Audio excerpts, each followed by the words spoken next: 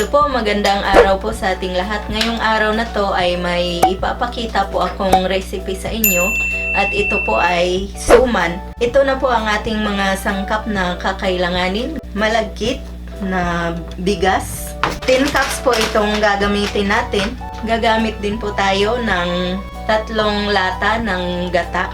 Gagamitan din po natin ng luya. 3 cups ng asukal. Tsaka gagamit po tayo ng 3 tablespoon ng asin.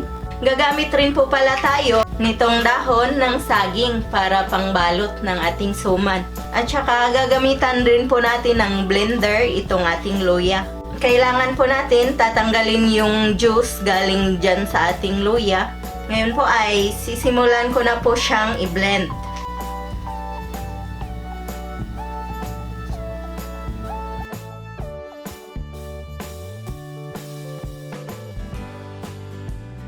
So, ito na po ang itsura ng ating luya. Pagkatapos po natin na ma-blend. Ngayon po ay tatanggalin natin ang katas ng ating luya. Ngayon po, ang susunod po natin na gagawin ay huhugasan po muna natin itong ating malagkit na bigas. Tapos itatapon po natin yung ating pinaghugasan ng malagkit. Ngayon po ay tapos na po natin tong mahugasan itong ating malagkit na bigas. Ngayon po ay sisimula na po natin na pakuluin itong ating gata.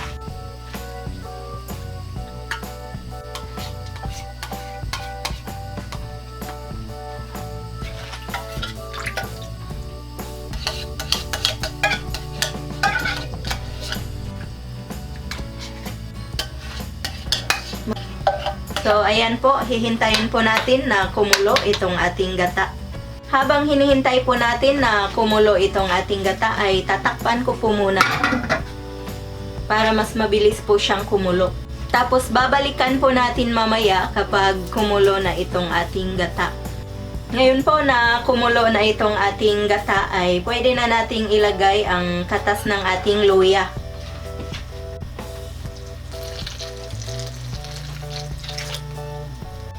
Pagkatapos ay pwede na po nating ilagay itong 3 tablespoon na asin.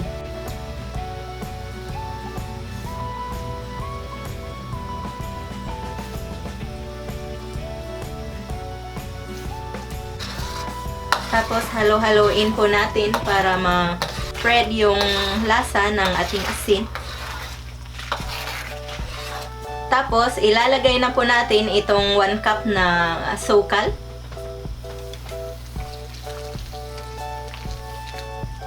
Tapos ngayon po ay magdadagdag po tayo ng 2 cups na asukal.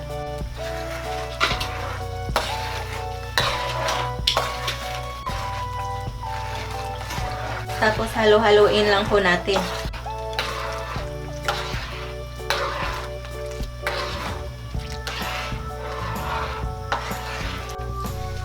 Ngayon po ay pwede na nating ilagay ang ating malagkit na bigas dito sa ating gata.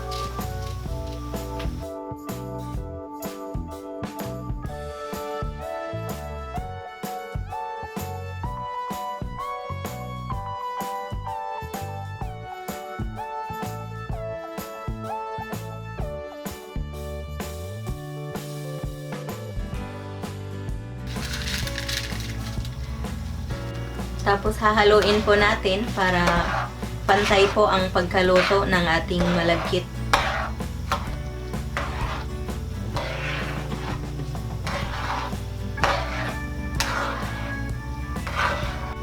Tapos yung apoy nyo po pala ay huwag nyong masyadong lakasan para hindi po mabilis matuyo yung ating gata.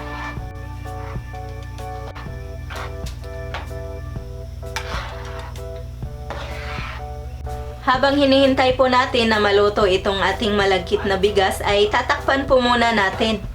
Tapos hihinaan nyo lang po ang apoy para hindi siya masunog o mabilis matuyo. So, tatakpan na po natin tapos babalikan natin mamaya.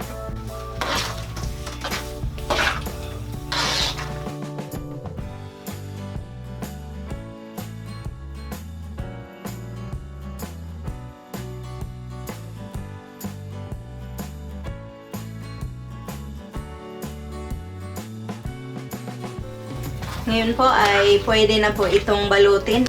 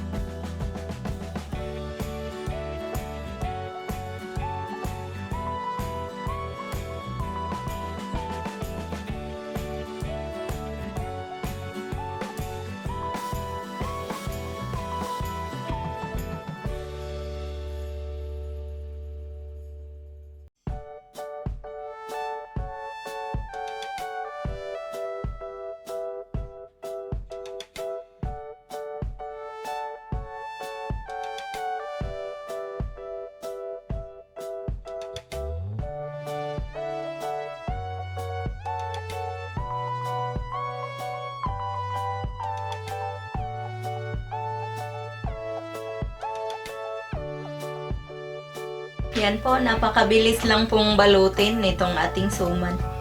Yan po, mamaya ipapakita ko po sa inyo kapag lulutuin ko na po itong suman. Ayan na po lahat ang naibalot ko po na suman. Ngayon ay ready na po siyang lutuin.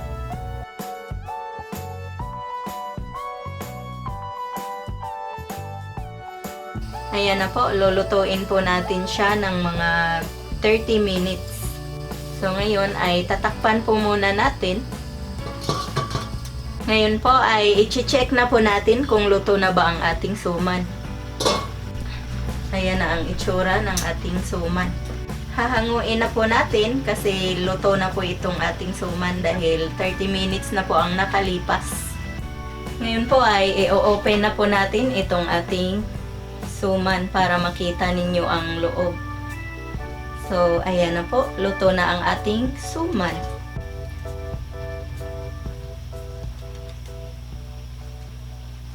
Ito na po ang ating finished product ng malagkit na suman.